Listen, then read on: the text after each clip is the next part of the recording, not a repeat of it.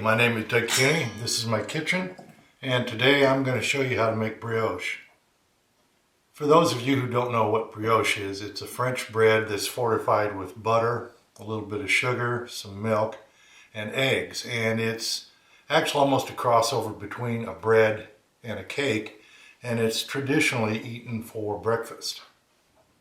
There have been some posts recently that dealt with bread starter, and the question of brioche came up, and I found that I really didn't have the answers to it because I had never made brioche myself before. I did some research and I looked at the number of recipes that I had and found that I didn't have any that were strictly made with just natural fermentation with no yeast. Even the Tartine bread book, its recipe was partially with naturally fermented starter and a pouliche made with yeast. So I wanted to make something that was just 100% natural leavening. So I started doing some experimentation, and this is what I came up with. Now for the first step, you're going to make a leaven. And in this case, you're going to take unbleached bread flour and filtered water, and then you're going to need a starter. And if you've never worked with starter before, then I suggest you go to my video on making your own starter and start from there. But I usually keep mine in the refrigerator unless I'm baking with it or feeding it. I set this out last night, so it's filled with bubbles, it's active, and it's ready to be used. So the first thing we're going to do is we're going to make the leaven. Now once you get your leaven made, make a note of the time, because you're going to want to keep track of how long it took your leaven to pass the float test, which I will show you in the next step. And then you can calculate roughly how long it'll take your bread to develop. Now this recipe is going to make you 1 loaf of brioche. And if you want to make 2 loaves or 3 loaves, multiply the amounts that I'm giving you here, but this is all based on 1 loaf. So we're only going to make a very small amount of leaven for this because the loaf is not as big as some of the hard-style loaves that I make. So in this case, we're going to take our bread flour. We're going to use 35 grams of bread flour and 35 grams of filtered water. And then we're simply going to mix that up until all of the flour is incorporated.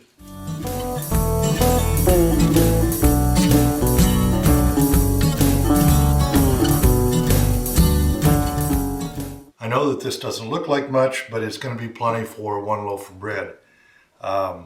Remember that the leaven only has to be 20% of the dry weight of your flour. So a total of 70 grams there.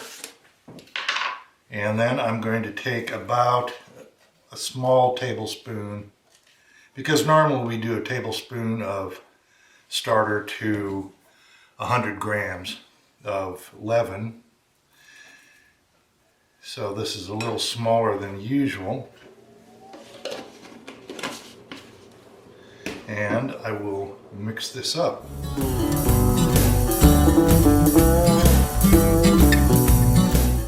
There we are. Now you've got that mixed.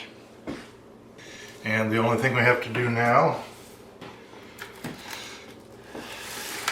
is cover it with plastic and let it ferment. In this case, I'm leaving it overnight so it can be developing while I'm asleep.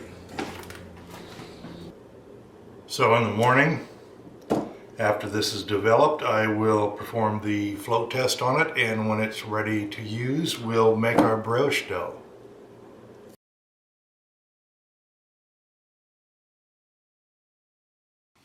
Alright, our leaven is ready to go. It's got a lot of gas bubbles in it, and they're starting to break the surface.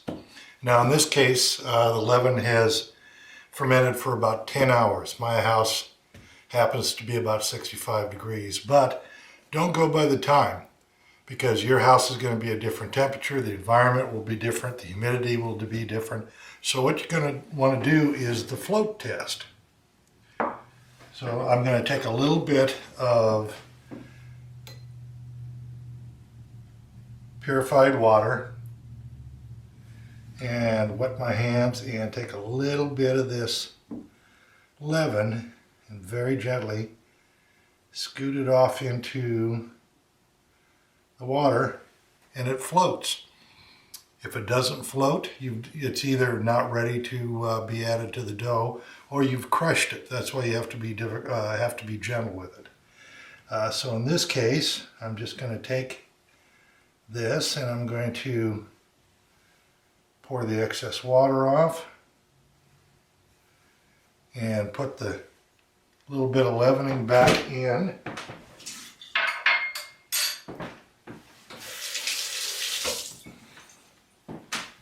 And we're ready to make our dough. So we'll take our bread flour. I've got 280 grams of bread flour here, 25 grams of sugar. Put that in. I'm going to take 2 grams of sea salt, whatever type of salt you use. Make sure it's not iodized salt.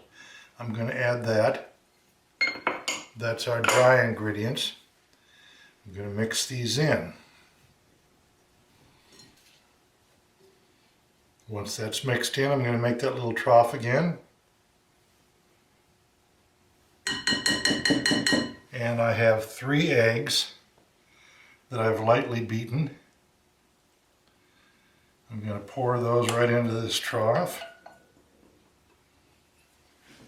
And I'm going to work a little bit of flour from the edges right into that egg and start that blending.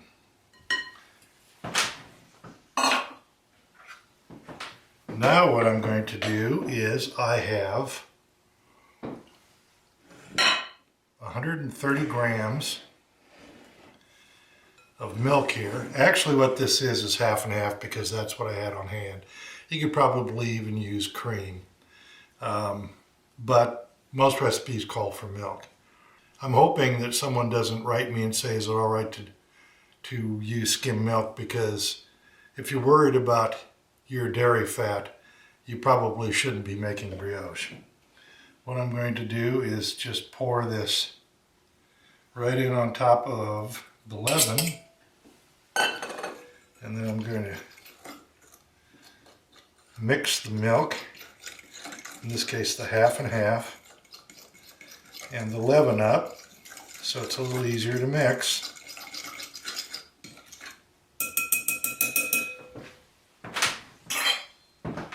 Now I'll take the leaven and the milk mixture,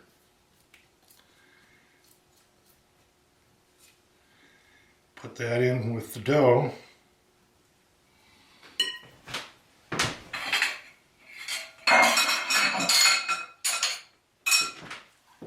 and I'll begin to mix the dough by turning the flour from the edge into the egg and the wet mixture.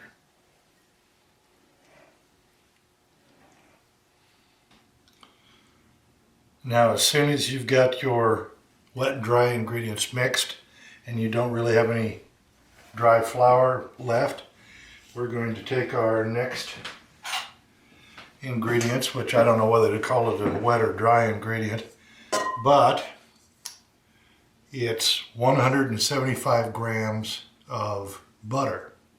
And in this case, this is butter that I just made this afternoon. So what I'm going to do is I'm going to take little bits of this, break it up, and I'm going to put it right into the bowl with the dough. And you don't have to worry about it being any consistent size because you're going to get in there and mix this with your hand. I don't have a mixer, which might seem odd to most people, but I don't really have the counter space, and I find that I can do most of these naturally fermented recipes just as easy with my hands as I can with a mixer, simply because the natural fermentation recipes have such a long rise time that the glutens tend to develop on their own without need for a lot of kneading. All right. Now I'm actually just going to get in here with my hand and squeeze this dough and this butter through your fingers.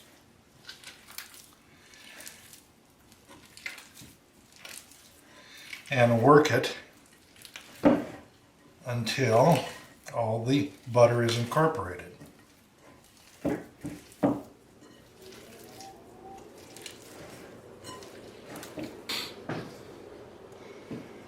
So once you get the butter incorporated into the dough, which really doesn't take as long as you might think it would, you simply cover your bowl with some plastic wrap and set it aside and allow it to rise.